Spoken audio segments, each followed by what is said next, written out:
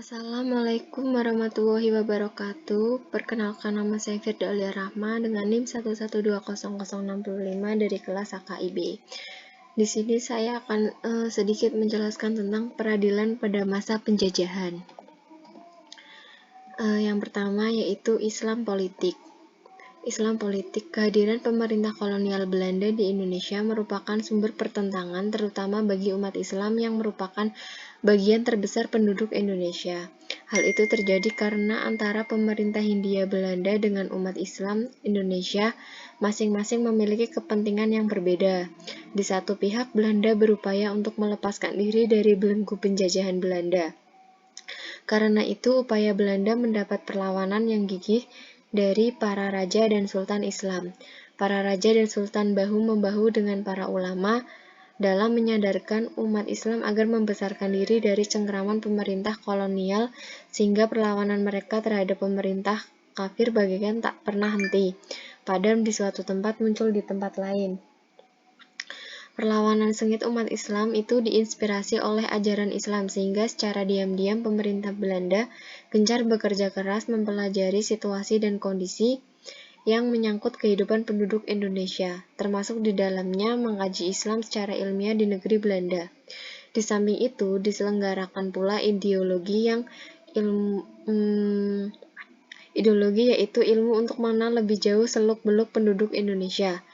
Hasil kajian itu menghasilkan suatu kebijakan baru yang diberlakukan pada pemerintah kolonial Belanda di Indonesia, yang kemudian populer dikenal dengan Islam polisi atau politik Islam, yang dimotori oleh Snoek Hoekrange. Kebijakan pemerintah kolonial Belanda itu meliputi 3 bidang. Yang pertama, dalam lapangan ibadah, yaitu pemerintah Hindia Belanda memberikan kebebasan yang penuh kepada umat Islam untuk melaksanakan agamanya. Yang kedua, dalam lapangan kemasyarakatan, pemerintah Hindia Belanda menghormati tatanan dan kebiasaan masyarakat yang berlaku dengan membuka jalan yang dapat mendorong taraf kehidupan masyarakat ke arah kemajuan yang lebih tenang. Dan yang ketiga, dalam lapangan ketatanegaraan, mencegah terjalinnya hubungan dengan pan-Islamisme yang dipandang dapat merongrong kekuasaan dan kekuatan pemerintah Hindia Belanda. Teori yang pertama yaitu para ahli Belanda sendiri sebenarnya mengakui bahwa hukum Islam berlaku di Indonesia. Sejak masa pemerintahan pedagang Belanda, telah diakui berlakunya hukum perdata Islam. Teori yang kedua yaitu pengakuan yang lebih jelas dikemukakan oleh seorang penulis dan politikus Belanda, Lodewijk Willem Christian van den Burg. Hal itu terlihat dari pendapatnya yang terkenal dengan teori receptio in complex, bahwa hukum bagi orang Indonesia mengikuti agamanya. Selanjutnya, legislasi peradilan agama pada masa Belanda. Pada awalnya, pemerintah Hindia Belanda tidak mencampuri urusan peradilan agama, bahkan dibiarkan hidup dan berlaku dalam masyarakat. Tetapi pada tahun 1820, pemerintah Hindia Belanda mulai ikut campur dalam bidang peradilan, meskipun hanya sekedar ikut mengatur dan mengarahkan kewajiban serta kekuasaan pengadilan agama.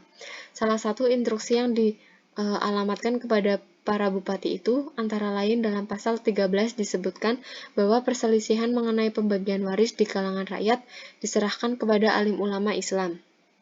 PP Hindia Belanda tahun 1820 itu cukup memberikan kepastian bahwa pemerintahan kolonial Belanda tetap mengakui keberadaan Islam dalam masyarakat. Hukum Islam tetap mendapat perhatian untuk diamalkan walaupun dalam ruang lingkup yang cerdas. Telah dibahas pada Statbat 1885 pasal 75 dan 78 RR.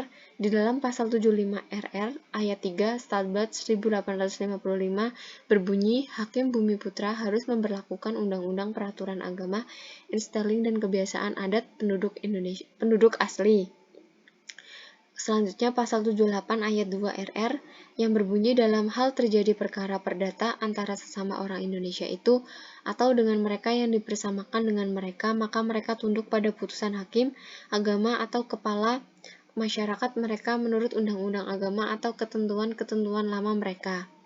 Selanjutnya, dengan lahirnya berbagai peraturan di atas, dapat diketahui bahwa pemerintah kolonial Belanda secara bertahap dan terus-menerus berusaha untuk melemahkan, bahkan menghapuskan legitimasi pemberlakuan hukum Islam di pelosok Nusantara. Menurut M. Idris Ramulyo, dengan diterapkannya Statbat 1919 nomor 286 dan Statbat 1919 nomor 621 itu, justru hukum Islam tetap diberlakukan bagi penduduk Indonesia dan Timur Asing, khususnya dalam lapangan hukum kekeluargaan, perdata, dan hukum dagang. Hal itu mengandung arti bahwa hingga berlakunya Statbat 1919 nomor 621 selama mengenai hukum perdata dan hukum dagang, hukum Islam secara yuridis memiliki kedudukan hukum sebagai hukum positif di Indonesia.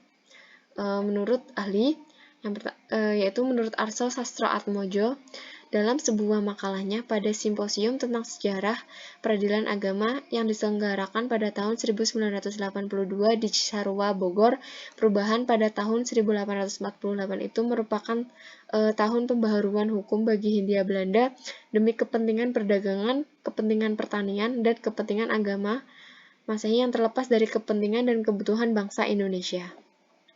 Keputusan Raja Belanda berlaku pada 1 Agustus 1982 yang termuat dalam Statblad 1982 nomor 153. Yang pertama, di samping tiap-tiap Landrat atau pengadilan negeri diadakan pengadilan agama yang mempunyai daerah hukum yang sama. Yang kedua, pengadilan agama terdiri atas penghulu yang diberbantukan pada Landrat sebagai ketua dan sedikit-dikitnya 3 orang. Paling banyak 8 orang ulama Islam atau ahli agama Islam sebagai anggota. Yang ketiga, pengadilan agama tidak boleh mengambil keputusan jika tidak dihadiri sedikit-dikitnya 3 orang anggota dalam keadaan perimbangan suara, maka ketuanya yang menentukan. Keputusan pengadilan agama harus dinyatakan dalam surat yang memuat pertimbangan dan alasan secara singkat serta ditandatangani oleh anggota-anggota yang hadir. Dan yang kelima, kepada para pihak yang berperkara diberikan salinan surat keputusan yang ditandatangani oleh ketua.